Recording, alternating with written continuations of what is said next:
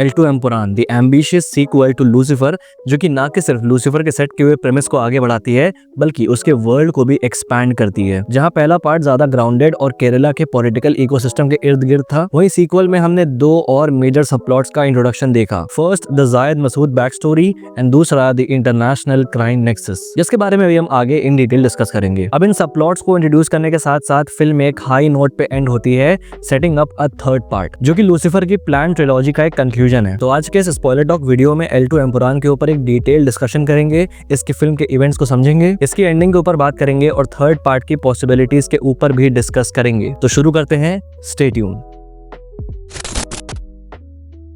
तो स्टार्ट करते हैं जायद मसूद की बैक स्टोरी के साथ, बिकॉज फिल्म भी इसी से शुरू होती है। जहां पार्ट 1 में जायद मसूद एक मिस्टीरियस कैरेक्टर था, वही पार्ट 2 हमको उसकी एक ट्रैजिक बैक स्टोरी दिखाती है जो कि उसके लाइफ के पर्पस को भी शेप करती है। तो जायद मसूद की बैक स्टोरी हमको लेके चलती है उसके टीनेज ईयर्स में, जहां पे इंडिया में चल रहे कम्युनल राइट्स में वो अपनी पूरी फैमिली खो देता है और उसकी फैमिली के अगेंस्ट अटैक ऑर्केस्ट्रेट करने वाला होता है बलराज, अ मॉब लीडर। जायद उस अटैक को सर्वाइव कर जाता है और वहां से भाग जाता है, लेकिन फिर उसे कुछ समय बाद वो कुछ टेररिस्ट के साथ एंटेंगल हो जाता है, जहां उसकी कम उम्र और उसके अंदर की बदले की आग उसको काइंड ऑफ एक गलत डायरेक्शन में लेके जाती है। बट डीप डाउन जायद मसूद के दिमाग में ये बात फिट होती है कि उसके फैमिली के साथ जो कुछ भी हुआ वो किसी धर्म या मजहब के परे है, इट्स ऑल पॉलिटिक्स। और जिंदगी भी उसको अपनी इस चॉइस को रीथिंक करने का मौका देती है। जब उसको ट्रांसपोर्ट किया जाता है उसी के जैसे और बच्चों के साथ पाकिस्तान, जहाँ पे उनकी फर्दर ट्रेनिंग होगी और उनको एक प्रॉपर आतंकवादी बनाया जाएगा। बट वहां पर उनके कॉन्वॉय पे अटैक हो जाता है, जहां पर उन सारे बच्चों को कुरैशी अबराम की टीम रेस्क्यू करती है with Qureshi AbRam himself present on the spot. जहां कुरैशी अबराम जायद मसूद को अपनी लाइफ को एक बेटर पर्पस की तरफ डायरेक्ट करने का एक मौका देता है और उसका बदला भी पूरा करने का उसको वादा करता है। और इस तरह से जायद मसूद कुरैश अबराम की टीम का एक पिवटल मेंबर बन जाता है। And I really like this dynamic because Lucifer में ये चीज बहुत ही सिग्निफिकेंटली दिखाई गई है कि किस तरह से जायद मसूद कुरैशी या फिर स्टीफन के एक इशारे पे सब करने को रेडी होता है। इन एल2 एम्पुरान में हमको दिखाया गया कि भाई कुरैशी अबराम ने लिटरली जायद को एक नई जिंदगी दी, एक अंधेरी खाई जिसको आतंकवाद कहते हैं उसमें गिरने से उसको बचाया, एंड उसके लिए Zayed is forever entitled to Qureshi. अब नेक्स्ट बढ़ते हैं इंटरनेशनल नेक्सस की स्टोरी पे। अब ये नेक्सस बड़ी और सीक्रेट ऑर्गेनाइजेशंस हैं जो कि दुनिया भर में क्राइम सिंडिकेट्स, पॉलिटिक्स और बिजनेस को कंट्रोल करती हैं, similar to Illuminati. And currently दो ऐसे बड़े नेक्सस हैं जो कि पूरी दुनिया में छाए हुए हैं। पहला है द लूसीफर नेक्सस या फिर the K nexus aka the Qureshi Abram nexus, जो कि एक इंडो अरबिक नेक्सस है, और दूसरा है द गॉड एक्सेस या फिर शेन ट्रायड नेक्सस, जो कि एक अफ्रो चाइनीज नेक्सस है, मतलब कि अफ्रीकन और चाइनीज मिल के इस नेक्सस को ऑपरेट करते हैं। And God access primarily drug trades में इन्वॉल्व होता है, and that's where K nexus becomes their biggest enemy, क्योंकि के नेक्सस ड्रग ट्रेड्स को अपोज करता है एंड दुनिया भर में जितने भी ड्रग कार्टेल्स हैं उनको टेक डाउन करता है। एंड इस बार भी कुरैशी अबराम नेक्सस एक ड्रग कॉन्वॉय को इंटरसेप्ट करता है सेनेगल अफ्रीका में, एंड इस ड्रग ऑपरेशन को ओवरसी करता है कबूगा, जो कि एक अफ्रीकन क्राइम लॉर्ड होता है। एंड जैसा कि मैंने अभी बताया कि भाई शेन ट्रायड एक अफ्रो चाइनीज नेक्सस है, मतलब कि अफ्रीकन और चाइनीज मिल के काम करते हैं, which makes Kabuga a vital member of the Shen triad. अब कबूगा के इस ड्रग ऑपरेशन में उसको असिस्ट करता है इंटरपोल एजेंट रॉबर्ट मकार्थी, जो कि इनिशियली ऐसा लगता है कि कबूगा ने उसे किडनैप किया है, बट इट टर्न्स आउट कि वो एक डबल एजेंट है जो कि इंटरपोल और कबूगा दोनों के लिए वर्क कर रहा होता है। एंड दूसरा बंदा है सर्जी लियोनोव, जो कि एक एक्स मेंबर है of the Qureshi Abram nexus. अब कुरैशी अबराम नेक्सस उस पूरे ड्रग कॉन्वॉय को ट्रैक करता है और एक डेडली अटैक लॉन्च करता है उसके ऊपर, जिससे वो सर्जी को छोड़ के बाकी सबको मार देता है, इंक्लूडिंग इंटरपोल एजेंट रॉबर्ट मकार्थी, क्योंकि कुरैशी को उसके डबल एजेंट होने का पता होता है। बट फिर आखिर कुरैशी उसको मारता क्यों है? उसके डबल एजेंट होने से कुरैशी को आखिर क्या नुकसान हो रहा है? Well this is a part of a grand scheme जो कि कुरैशी अबराम प्लान कर रहा है अभी आने वाले टाइम के लिए। अब कुरैशी अबराम का रॉबर्ट मकार्थी को मारने की वजह से उसका नेक्सस अमेरिकन एजेंसीज के रेडार में आ जाता है, जहां पर they decide to finish him off. And इस ऑपरेशन को लीड करता है बोरिस ओलिवर, जो कि एक्चुअली में कुरैशी अबराम के लिए काम कर रहा होता है और उसको इन्फॉर्मेशन फॉरवर्ड करता है। एंड इस ऑपरेशन में मिशेल भी इन्वॉल्व होती है because of a personal vendetta, because Robert McCarthy उसका एक क्लोज फ्रेंड था। अब आते हैं केरला की तरफ, जहां लूसीफर के इवेंट्स के 5 साल बाद वापस से इलेक्शंस आ चुके हैं। अब लूसीफर में इंडिया छोड़ने से पहले स्टीफन आईयूएफ की पूरी लीडरशिप पीकेआर के बेटे जतिन रामदास के हाथों में देके जाता है, बट इट टर्न्स आउट कि Jatin Ramdas did not live up to the legacy of PKR. वो एक इनकॉम्पिटेंट लीडर है जो कि आईयूएफ को बांध के नहीं चल पा रहा है, एंड ऊपर से उसके ऊपर ब्राइबरी, मनी लॉन्ड्रिंग और फाइनेंशियल स्कैम्स के भी चार्जेस हैं, and he is under the investigation by the NIA, जिसके चलते मुरुकन आईयूएफ और केरला के पॉलिटिकल फ्यूचर को लेकर थोड़ा टेंशन में होता है। उसको ये बात साफ पता है कि जतिन रामदास के अंदर आईयूएफ का बेड़ा गर्क है, एंड इसी टर्मोइल के चलते एएसएम एके अखंड शक्ति मोर्चा, जो कि ऑलरेडी सेंट्रल पे पावर लेके बैठा हुआ है, अब केरला केरला की तरफ आता है अपनी रीच को एक्सपैंड करने। एंड अनएक्सपेक्टेडली जतिन रामदास एक रैली प्लान करता है जहां पर वो एक नई पार्टी के फॉर्मेशन को अनाउंस करता है जो कि अलायंस में है विद एएसएम। एंड एएसएम का फाउंडिंग लीडर और कोई नहीं बल्कि बलराज है, जिसको अब बाबा बजरंगी के नाम से जाना जाता है, जो पब्लिक सर्विस के भेस में सिर्फ और सिर्फ केरला के पॉलिटिकल लैंडस्केप को एक्सप्लॉइट करना चाहता है और अंधा पैसा बनाना चाहता है। और एएसएम का जतिन के साथ अलायंस फॉर्म करने का रीजन साफ होता है। जतिन करेंटली रिसाइडिंग सीएम है केरला का, एंड उसके साथ अलायंस फॉर्म करने की वजह से एएसएम का केरला में अपनी पॉलिटिकल पावर को स्थापित करने के चांसेस बढ़ जाते हैं। एंड ये सारा पॉलिटिकल टर्मोइल देखते हुए गोवर्धन को ये बात समझ में आती है कि भाई स्टीफन के वापस आने का टाइम हो चुका है। एंड अब वही है जो कि केरला के पॉलिटिकल इकोसिस्टम को बिखरने से बचा सकता है। एंड वो उसी खोज में निकल पड़ता है। एंड उसी खोज उसको स्टीफन के क्लोज एसोसिएट डैनियल राउथर के पास लेके आती है, जो कि उसको बेहोश करके न्यूयॉर्क ले जाता है, जहां पर उसकी मुलाकात फाइनली स्टीफन से होती है, जहां वो गोवर्धन को अश्योर भी करता है कि वो अपना मिशन पूरा करके वापस केरला आएगा। तो भाई कुरैशी अब्राहम का मिशन एक्चुअली में है क्या? अभी जैसा मैंने पहले मेंशन किया कि भाई रॉबर्ट मकार्थी को मारना कुरैशी अब्राहम के ग्रैंड स्कीम का एक हिस्सा है, और वो ग्रैंड स्कीम है खुद को ऑफ ग्रिड करना। और ऐसा तभी हो सकता है जब दुनिया कुरैशी अब्राहम को मरा हुआ माने। एंड टू बी श्योर कि भाई उसका प्लान वर्क करे, रॉबर्ट मकार्थी को मारता है ताकि अमेरिकन एजेंसीज उसके पीछे लग जाए एंड वो उनके सामने अपनी डेथ को फेक कर सके। जिसका प्लान वो बनाता है कबूगा को इराक में इनवाइट करके फॉर अ मीटिंग,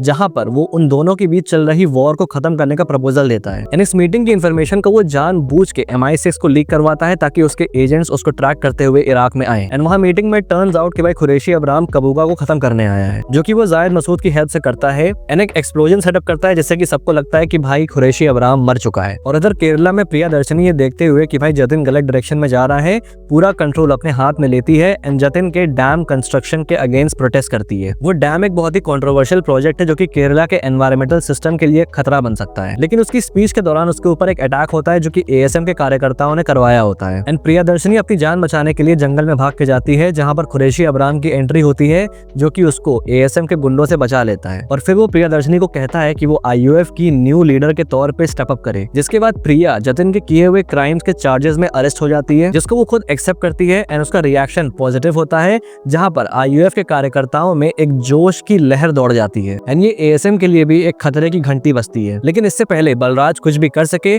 उधर कुरैशी अब्राहम जतिन और बलराज के राइट हैंड मैन मुन्ना को किडनैप करवा लेता है एंड उन्हें छोड़ने की शर्त ये होती है कि प्रिया के ऊपर से सारे चार्जेस को हटाया जाए। एंड एक बार प्रिया रिलीज हो जाती है तो कुरैशी अब्राहम मुन्ना को अपने पास ही रखता है एंड उसको इस्तेमाल करता है बलराज को उसी जगह पे बुलाने के लिए जहां पर बलराज ने जायद मसूद की फैमिली को मारा होता है। एंड वहां होता है एक फाइनल शोडाउन जहां कुरैशी और जायद मिल के बलराज को मार डालते हैं और जायद मसूद का 23 साल पुराना बदला पूरा होता है। एंड न्यूज और मीडिया में बलराज को लापता घोषित कर दिया जाता है, जिसकी वजह से एएसएम का पूरा पॉलिटिकल स्ट्रक्चर हिल जाता है और वो अब केरला में इलेक्शन जीतने के सक्षम नहीं रहते। और प्रिया अपना पॉलिटिकल कैंपेन लॉन्च करके आईयूएफ की पोजीशन को वापस से केरला में मजबूत करती है। फिर बचता है जतिन, जिसको कुरैशी अब्राहम दो ऑप्शन देता है कि भाई पहले आईयूएफ के कार्यकर्ता बन के प्रिया को सपोर्ट करो या फिर मारे जाओ। एंड जतिन पहला ऑप्शन चूज करके हेलीकॉप्टर में चला जाता है, लेकिन देन कुरैशी अब्राहम को एक कॉल आता है शेंट राइट के लीडर की तरफ से। एंड इस कॉल के दौरान जतिन जिस हेलीकॉप्टर में होता है वो हेलीकॉप्टर कुरैशी अब्राहम के आंखों के सामने एक्सप्लोड हो जाता है। एंड वो एक्सप्लोजन शेंट राइट के लीडर ने करवाया होता है,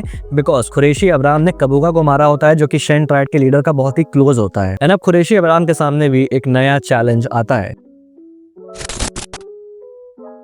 फिर एक पोस्ट क्रेडिट सीन आता है जो कि हमें मुंबई 1991 में लेके जाता है, जहां पर हम एक यंग स्टीफन को देखते हैं गुंडों से लड़ाई करते हुए। अब जब मैंने पहली बार वो सीन देखा तो मुझे लगा कि ये डीएच मोहनलाल के फेस को यहाँ पर इम्पोज किया है किसी यंग एक्टर के ऊपर, बट इट टर्न्स आउट कि वो उनके बेटे प्रणव मोहनलाल हैं। बहुत ही सरप्राइजिंग लेकिन बहुत ही बेहतरीन सीन था ये। अब जिस तरह से L2 एम्पुरान मल्टीपल प्लॉट्स को लेकर आगे चलती है, उसी सेम तरीके से लूसीफर 3 या फिर L3 भी दो प्राइमरी प्लॉट को टीज करती है। पहला स्टीफन नेडमपल्ली की back story, and since third part का नाम ही है L3 द बिगिनिंग, तो इससे एक चीज समझ में आती है कि भाई स्टीफन की बैक स्टोरी एक मेजर फोकस होने वाला है इस तीसरे पार्ट में, जिसकी एक छोटी झलक हमको मुंबई वाले पार्ट में दी गई, जहां पर एक चीज समझ आती है कि उस दौरान स्टीफन काइंड ऑफ कोई लोकल गैंगस्टर टाइप का बंदा है अपने अर्ली डेज में, एंड मुंबई के लोकल गैंगस्टर से एक इंटरनेशनल नेक्सस का लीडर बनना, that would be really interesting to see. क्योंकि कुरैशी अब्राहम अपने आप में एक बहुत ही बैड एस कैरेक्टर है। अगर हम उसके नेक्सस को भी साइड में कर दें तो इंडिविजुअली भी वो एक बहुत ही पावरफुल कैरेक्टर है, विच क्रिएट्स अ क्वेश्चन कि भाई किस लेवल के चैलेंजेस को उसने उसने फेस किया होगा कि वो ऐसा बैडास निकल के बाहर आया। अब जैसा कि लूसीफर में ये दिखाया गया है कि भाई जब पीकेआर स्टीफन को अपने घर लेके आता है बचपने में, तो प्रिया उसको एक्सेप्ट नहीं करती, जिसकी वजह से पीकेआर स्टीफन को फादर नेडम्पली के पास छोड़ देता है। जहां पर जब स्टीफन 15 साल का होता है तो फादर नेडम्पली की जगह छोड़ के भाग जाता है एंड 11 साल तक लापता रहता है। अब उस 11 साल में उसने क्या किया, कैसे किया एंड कैसे इतने बड़े इंटरनेशनल नेक्सस को उसने स्थापित किया, ये चीज हमको L3 में देखने को मिलेगा। जहां मुंबई वाले पार्ट्स में रियल लाइफ गैंगस्टर इंसिडेंट्स को रेफरेंस देते हुए हमें स्टीफन की बैक स्टोरी देखने को मिल सकती है, जहां स्टीफन धीरे धीरे मुंबई अंडरवर्ल्ड के पावर लैडर में ऊपर जाता जाएगा, which creates an opportunity for a very interesting crime drama which obviously makers के ऊपर डिपेंड करता है। और दूसरी चीज जो कि हमको देखने को मिलेगी इज द राइवलरी बिटवीन के नेक्सस एंड शेन ट्रायड या फिर गॉड एक्सेस। और ये चीज L2 में क्लियरली रेफरेंस करी गई है कि भाई जो गॉड एक्सेस है वो के नेक्सस से भी एक बड़ा नेक्सस है, which will create a bigger challenge for Qureshi Abraham, something जो कि उसने खुद भी एंटिसिपेट नहीं किया था। क्योंकि शेन ट्रायड से निपटने के लिए जो सबसे बड़ा नुकसान कुरैशी अब्राहम को उठाना पड़ेगा वो ये है कि he has to come out of his cover, वो कवर जो कि उसने अपनी फेक डेथ से क्रिएट किया हुआ है, which will again bring him into the radars of the American agencies. And since Qureshi का इंसाइडर बोरिस भी इस बार मारा गया है, तो this time Qureshi Abraham has to face resistance from the American agencies also. Also the showdown between K Nexus and the Shen Triad will be a serious business this time because इस बार चीजें personal हो चुकी हैं for Qureshi Abraham. उसका भाई जतिन उसकी आंखों के सामने मारा गया, वो भी तब जब वो सही रास्ते पे जाने वाला था। So this will add an angle of vendetta for Qureshi Abraham और उसके लिए एक बहुत बड़े ड्राइविंग फोर्स की तरह वर्क करेगा। ऑल्सो द केरला पॉलिटिक्स वाला एंगल भी अपने फुल सर्कल पे आ चुका है एंड आई हाईली डाउट कि उसको L3 में एक्सप्लोर फर्दर किया जाएगा, बिकॉज इस बार आई बिलीव कि भाई L3 कंप्लीटली इंटरनेशनल जा रही है। मेरी एक थ्योरी भी है कि माइट भी जो शेन ट्रायड है वो जतिन रामदास की डेथ को कुरैशी अब्राहम के ऊपर फ्रेम करेंगे एंड सिंस जतिन एक CM है तो ये कुरैशी अब्राहम के लिए इंडिया में भी दिक्कतें क्रिएट करेगा and it also might cause a rift between Stephen and Priya, क्योंकि प्रिया को ऐसा लगेगा कि भाई स्टीफन ने ही उसके भाई को मारा है। एंड शेन ट्रायड के खत्म होने के बाद से जो कि ऑब्वियसली के नेक्सस कर ही देगा, K nexus will become the sole surviving and the most powerful nexus in the whole world, जिसके बाद से ये कहानी भी अपने कंप्लीट क्लोजर पे आ जाएगी एक फुलफिलिंग ट्रिलॉजी को कंप्लीट करते हुए। एंड ये सिर्फ और सिर्फ मेरी थ्योरीज हैं, मेरी थ्योरीज, मैं यहाँ कुछ भी क्लेम नहीं कर रहा कि भाई ये सच होगा। बाकी यहाँ पे खत्म होता है L2 एम्पुरान स्पॉइलर टॉक। तुम्हारे क्या थॉट्स हैं कमेंट बॉक्स में लिख के बताना, और अगर वीडियो पसंद है तो लाइक कर देना, और अगर पहली बार यहाँ पे आए हो तो सब्सक्राइब करना मत भूलना ऐसी और वीडियोस के लिए। Till then, this is a pop culture net signing off. We'll see you guys in the next video and thanks for watching.